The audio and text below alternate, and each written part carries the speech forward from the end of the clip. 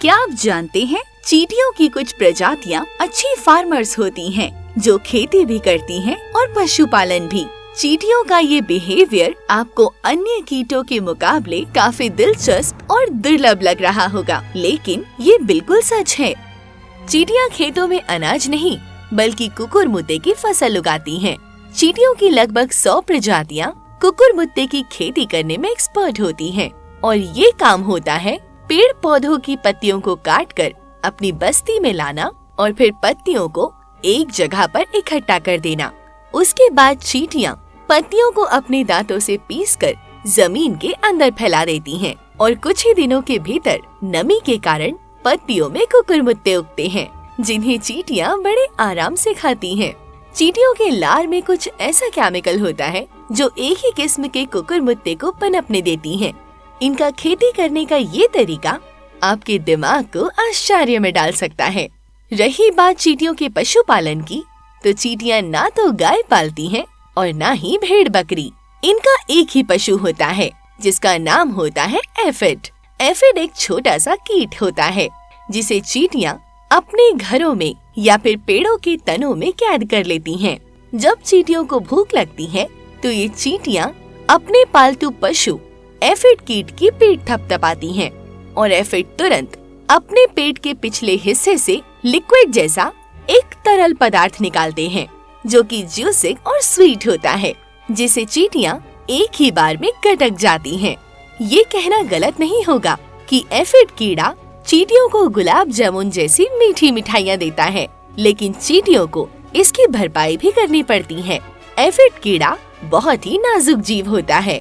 चींटियां एफिड कीड़े की सुरक्षा में तैनात रहती हैं, उनकी देखभाल करती हैं और एफिड कीड़े बदले में चींटियों को उनकी पसंदीदा खुराक देते हैं।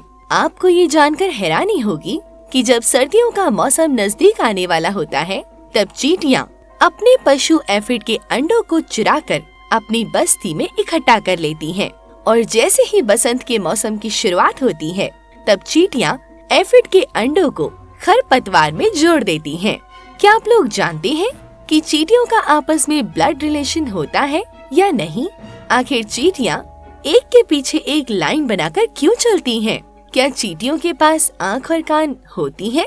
इन्हीं सवालों के जवाब पाने के लिए वैज्ञानिकों ने इनके ऊपर कई सालों तक रिसर्च की है।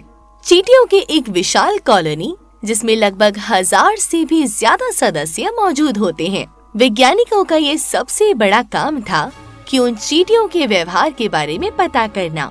जब वैज्ञानिक चींटियों के ऊपर रिसर्च कर रहे थे, तब एक दिलचस्प बात पता चली। चींटियों के मेंबर्स 3 ग्रुप्स में बटे होते हैं। पहला ग्रुप वर्कर आंट्स का होता है, दूसरा ग्रुप सोल्जर आंट्स का होता है और तीसरा ग्रुप सुपरवाइज आंट्स का होता है। यानी कि देखभाल करने वाली चींटियां। इन तीनों ग्रुप्स में चींटियों को उनकी नॉलेज, स्किल और साइज के आधार पर रखा गया था। इन तीनों ग्रुप की चींटियों की मेहनत से बनती है एक खूबसूरत कॉलोनी। लेकिन वर्कर आंट्स, सोल्जर आंट्स और सुपरवाइज आंट्स इतनी मेहनत किसके लिए करती हैं? इन सभी क्वेश्चंस का एक ही जवाब है क्वीन आंट्स। क्वीन आंट्स इन तीनों ग्रुपों की सबसे इम्पोर्टेंट मेंबर होती हैं, जिसके लिए सभी चींटियां इतनी मेहनत करती हैं। क्वीन आंट्स का एक ही काम होता है, सिर्फ एक कोने में चुपचाप पड़े रहना और अंडे देना। जब क्वीन आंट्स के ऊपर कई दिनों तक नजर रखी गई, तो देखा गया कि सुपरवाइज आंट्स यानी कि देखभाल करने वाली चींटियां क्वीन आंट्स के चारों ओर घेरा बनाकर उसकी देखभाल करती थी और क्वीन आंट्स को खाने की पूरी सुविधा प्राप्त करती थी। लेकिन सुपरवाइज आंट्स का सबसे बड़ा काम है क्वीन आंट्स के अंडों को एक जगह पर इकट्ठा करना और अंडों से झिल्लियों को निकालना। अंडों की साफ सफाई और देखभाल जितनी अच्छे तरीके से होगी, बच्चे भी उतने अधिक स्वस्थ पैदा होंगे।